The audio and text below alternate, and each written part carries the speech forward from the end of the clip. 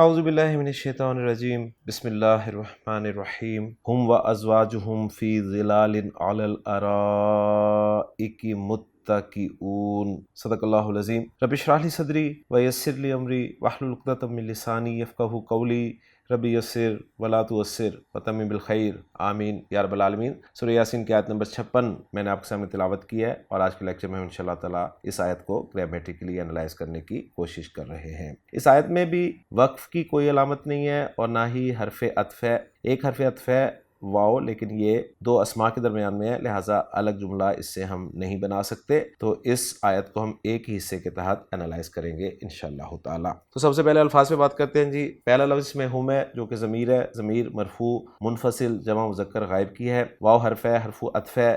ازواج زوج کی جمع ہے، جمع مکسر ہے، افعال کا وزن ہے۔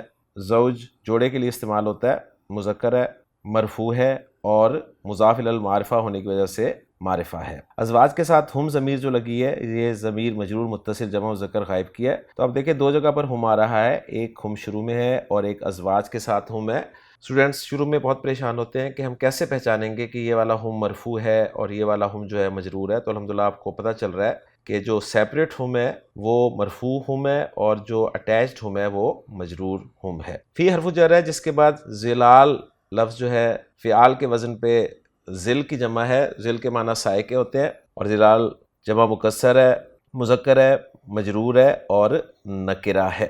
علی حرف جر ہے، جس کے بعد الارائکی مجرور اسم ہے، الاریکہ کی یہ جمع ہے، معرفہ ہے۔ الیاقوت والمرجان میں اس کے بارے میں جو ڈیٹیل آپ کو ملے گی وہ یہ ہے کہ یہ اسم جامد ہے، جمع مکسر ہے اور تختوں کے لیے استعمال ہوتا ہے۔ وزن اس کا فعائلو ہے، اور مفرد یعنی اس کا واحد میں آپ کو پہلے بتا چکا ہوں، وہ ہے اریکہ۔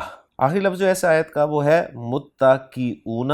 متکئون اونا کی آواز پر ختم ہو رہا ہے، تو ظاہر بات ہے جمع ہے، جمع سالم ہے، جمع سالم مذکر ہے۔ متکئون اس کا واحد ہے، اور ہم اچھی طرح جانتے ہیں کہ جب بھی کوئی اسم آپ کو میم کی پیش کے ساتھ ملے تو وہ صیغہ صفت اسم الفاعل یا اسم المفعول ہوتا ہے مزید فی باب سے۔ اگر عین کلمہ زیر والا ہو تو اسم الفاعل بنتا ہے، اور اگر عین کلمہ زبر والا ہو تو اسم المفعول بنتا ہے۔ تو یہ متکئون عین کلمہ زیر والا ہے تو یہ اسم الفاعل ہے، اور باب افتعال سے یہ صیغہ صفت اسم الفاعل ہے۔ واو کاف اور حمزہ اس کے حروف ماد ہے، اور معنی متکئون کے ہیں تکیے لگا کر بیٹھنے والا۔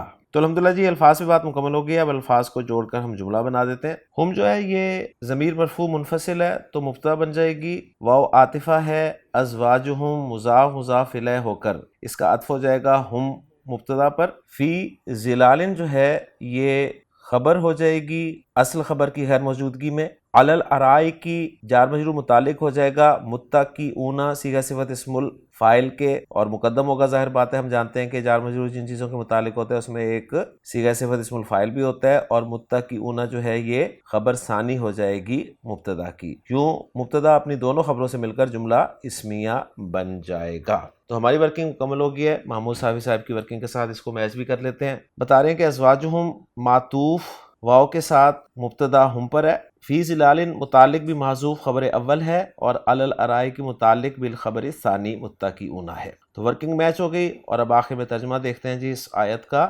عبدالسلام صاحب اس آیت کا ترجمہ کچھ یوں کر رہے ہیں کہ ہم و ازواجہم فی ظلال علی الارائک متکئون، وہ اور ان کی بیویاں گھنے سایوں میں تختوں پر تکیہ لگائے ہوئے ہیں، یعنی تکیہ لگائے ہوئے ہوں گے، کیونکہ قیامت کا ذکر ہے، جنت کا ذکر ہے، تو ہم ترجمہ مستقبل میں اس کا کریں گے۔ اللہ سے پھر دعا کرتے ہیں کہ اللہ تعالیٰ ہمیں جنت کی نعمتوں سے مستفید فرمائے۔ الحمدللہ آج کے لیکچر میں ہم نے سورہ یاسین کی آیت نمبر 56 بھی گرامیٹیکلی انالائز کر لیا ہے۔ انشاءاللہ تعالیٰ اگلے لیکچر میں اگلی آیت کے ساتھ آپ سے ملاقات ہوگی۔ اجازت دیجیے، سبحانک اللہم و بحمدک، اشہد ان لا الہ الا انت، استغفرک و اتوب الیک۔